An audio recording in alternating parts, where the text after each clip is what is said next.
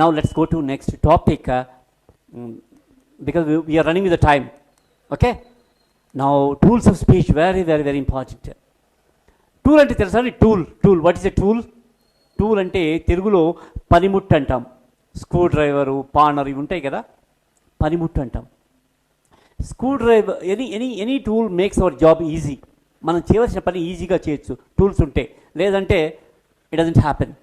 So ఇంగ్లీష్లో కూడా ఈజీగా మాట్లాడగలగాలంటే I have developed 3 tools. Tools of speech అండి, పార్ట్స్ ఆఫ్ స్పీచ్ కాదండి. మీరు గ్రామర్ బుక్లో చదివిన పార్ట్స్ ఆఫ్ స్పీచ్ కాదు. అవి చదివితే మీకేమవుతుందో తెలుసు. మీ 20 years experience industry, 15 years industry, 30 years industry మీకంతా ఉంది. అవి చదివితే ఏమవుతుందో అనేది. కానీ ఇక్కడ tools of speech, tool never fails అండి. మీరు ఫెయిల్ అవుతారు కానీ టూల్ ఫెయిల్ కాదు. ఏంటి ఆ టూల్స్ ఆఫ్ స్పీచ్ అంటే statement patterns, question patterns, small talk, real expressions. మనం ప్యాటర్న్స్ రూపంలో భాష నేర్చుకుంటామండి. అంటే ఒక స్టేట్మెంట్ నేర్చుకుంటే అదే ప్యాటర్న్లో ఎన్నో స్టేట్మెంట్ మాట్లాడే ఎబిలిటీ మనకు ఉంది. అందుకే మనం తెలుగు నేర్చుకున్నాం. సుమ అందుకే తెలుగు నేర్చుకుంది, నేను ఉర్దూ నేర్చుకున్నాను. ప్రపంచంలో ఎవరైనా చాలా భాషలు మాట్లాడతారు, చదవడం రాయడం రాకుండానే. వాళ్ళంతా ఎలా నేర్చుకుంటారంటే ప్యాటర్న్స్తో నేర్చుకుంటారు. ఇంతకు శ్రీదేవి నేర్చుకుంది కదా, ఒక ప్యాటర్న్ వస్తే may come in sir, may go sir, may sit sir, may talk to you sir, may borrow your pen sir, may ask you doubt sir. Same pattern. మనం కూడా స్కూల్కి వెళ్ళకముందే తెలుగు బాగా మాట్లాడగలిగామంటే మనకు తెలియకుండానే మనం statement patterns, question patterns follow అయినాం తెలుగులో కదా. అంటే మీకు చెప్పేది ఏంటంటే ఒక ఎక్స్ప్రెషన్ నేర్చుకుంటే అదే ప్యాటర్న్లో ఎన్నో ఎక్స్ప్రెషన్ మాట్లాడగలిగే లింగ్విస్టిక్ ఎబిలిటీ ప్రతి ఒక్కరికి ఉంది. కనుకనే మనం తెలుగు నేర్చుకున్నాం, ఇంగ్లీష్ కూడా ఆ ప్యాటర్న్లో నేర్చుకోవచ్చు అని నేను చెప్తున్నాను అంటూ. Okay, now question patterns. అలానే క్వశ్చన్ ప్యాటర్న్స్ కూడా అదే. ఒక క్వశ్చన్ నేర్చుకుంటే అదే ప్యాటర్న్లో ఎన్నో క్వశ్చన్స్ ఆటోమేటిక్గా వేయగలుగుతాం. Okay, now third is small talk, real life expressions. Small talk, real life expressions అండి నిజ జీవితంలో మాట్లాడే చిన్న మాటలండి. అవి స్టేట్మెంట్స్ కావు, క్వశ్చన్స్ కావు. Thank you, sorry, nice to meet you, hi, hello, see you later, catch you later. Okay, so ఇలాంటి చిన్న మాటల్ని రియల్ లైఫ్లో ఎక్కువగా తరచుగా వాడే మాటలు ఉంటాయి. వాటిని నేర్చుకుంటే మీరు ఈజీగా వాటిని mind talk, self talk, cross talk చేస్తే వాటిని ఎఫర్ట్లెస్గా వాడచ్చు, ఈజీగా వాడచ్చు మాట్లాడే క్రమంలో. అవి స్మాల్ టాక్ ఎక్స్ప్రెషన్స్.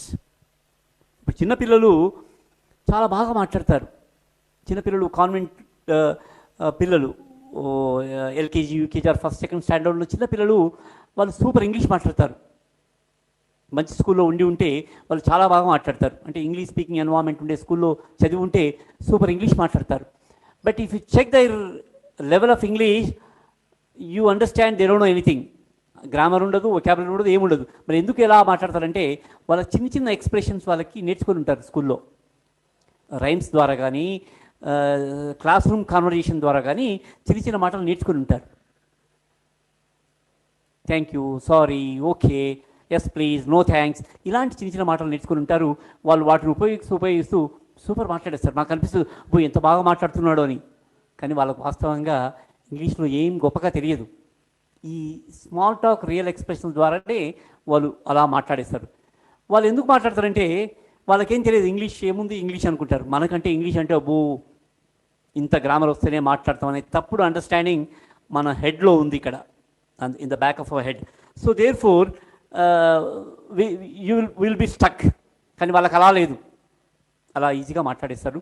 ఇక్కడ 3 ఉంటాయండి స్మాల్ టాక్ ఎక్స్ప్రెషన్స్లో. 3 కైండ్స్ ఉంటాయి: స్టార్టర్స్, మూవర్స్, ఫిల్లర్స్.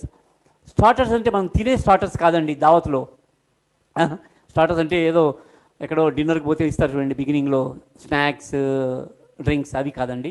స్టార్టర్స్ అంటే ఎవరికైనా స్టార్టింగ్ ప్రాబ్లం ఉంటుందండి, బండికి కానీ మనిషికి కానీ. మీకు తెలుసా? ఇప్పుడంటే ఏదో బటన్ ప్రెస్ వెహికల్స్ స్టార్టర్స్ వచ్చినాయి, కానీ బట్ గతంలో ఉన్న వెహికల్స్లో స్టార్టింగ్ లేకుంటే కిక్ కొట్టాల్సి ఉండే. కిక్ కొడితేనే స్టార్ట్ అయ్యేది.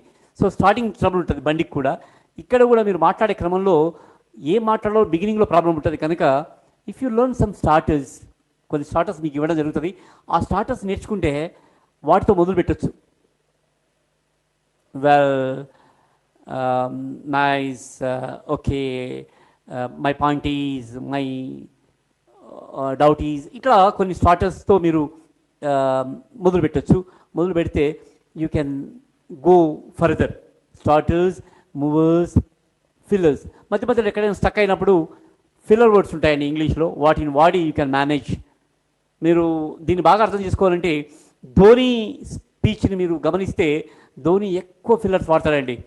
మీరు ఏదైనా వీడియో చూడండి. ధోని యాక్చువల్గా ఆయన కెప్టెన్ కాకముందు, కెప్టెన్ అయిన కొత్తలో పాపం ఎప్పుడైనా మ్యాచ్ అయినాక మాట్లాడిస్తే కామెంటేటర్స్, మీడియా వాళ్ళు మాట్లాడిస్తే పాపం చెప్పలేకపోయేవాడు ఇంగ్లీష్లో.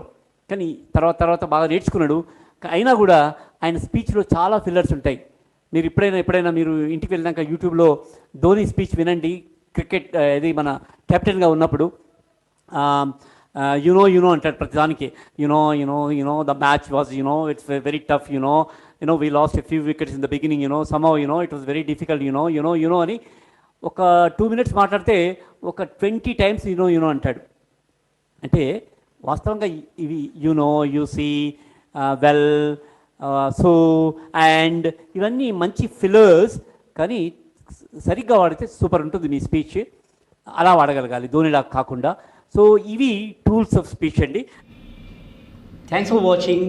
For more videos on easy English, please subscribe my channel.